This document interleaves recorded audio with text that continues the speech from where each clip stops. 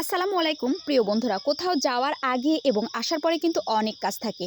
তো যাই হোক, আমি মায়ের বাড়ি যাব, এজন্য যাওয়ার আগে যতটুকু পারি বাসাটা গুছিয়ে রেখে যেতে হবে, কারণ আসার পরে কিন্তু বাসায় অনেক কাজ থাকে, করতে অনেক কষ্ট হয়। এজন্য বাসাটা আমি পরিষ্কার করে যতটুকু পারি মুছে টুছে রেখে যাচ্ছি, যেন আসার পরে চাপটা একটু কম হয় আর কি।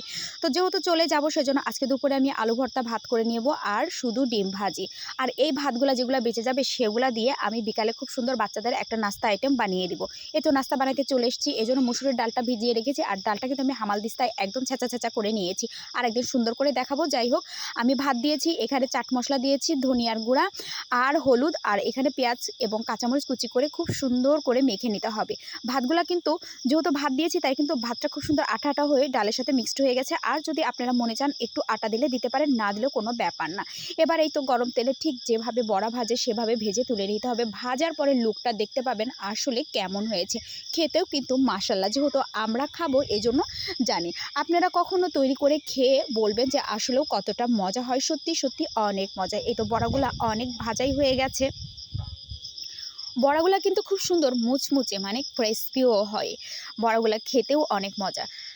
এই তো আমার প্রথম ৪টা ভাজা হয়ে গেল, প্রথম ব্যাচ আর একটু আছে, সেগুলোও ভাজে দিয়ে দিব বাচ্চাদেরকে খাওয়ার জন্য। আর বাচ্চারা যেহেতু ওইখানে যাবে, নানুর বাড়িতে যায় ১ সপ্তাহ থাকবে, যতটুকু পারি বাচ্চাদেরকে বলছি পড়ালেখা গুছিয়ে নাও, পড়ালেখা গুছিয়ে যতটুকু পারো বই নিয়ে যাও।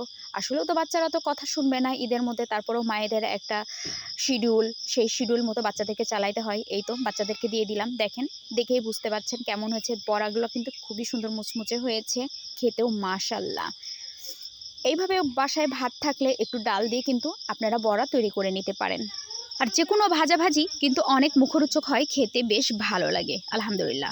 যাই হোক, রেডি হয়ে স্টেশনে আসলাম, এসে দেখছি ইনারা কি সুন্দর ঘুম দিচ্ছে। এই ঘুমের মধ্যে কিন্তু একটা তৃপ্তি আমি দেখতে পেলাম, শান্তি দেখতে পেলাম। সেটা যাই হোক, সেটা আমার উপলব্ধি ছিল, আপনাদের মন্তব্য জানাবেন। তো এর মধ্যে ট্রেন চলে আসছে, ট্রেনে উঠে দেখি ট্রেন একদম ফাঁকা। ঢাকামুখী ট্রেন ঈদের মধ্যে কিন্তু ফাঁকাই থাকে।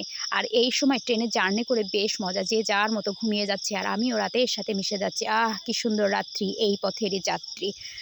তারপরে এই তো সকালবেলা বাড়িতে এসেছি, এসে দেখছি সকালবেলা এই যে গোবর দিয়ে কি সুন্দর দোলে দেওয়া হয়ে গেছে, দোলে দিচ্ছে আমাদের ভাবি। এখানে গাছের সাথে, লিচু গাছের সাথে দোলনা বাঁধা, এটা আমাদের বাবা সোনা। আর এদিকে ঈদ উপলক্ষে ঘর লেপা পোছা করা হচ্ছে। এগুলো কিন্তু আমাদের গ্রামের একটা সংস্কৃতি। একটা সময় ছিল যখন আমরাও লেপে টেপেই কিন্তু বড় হয়েছি।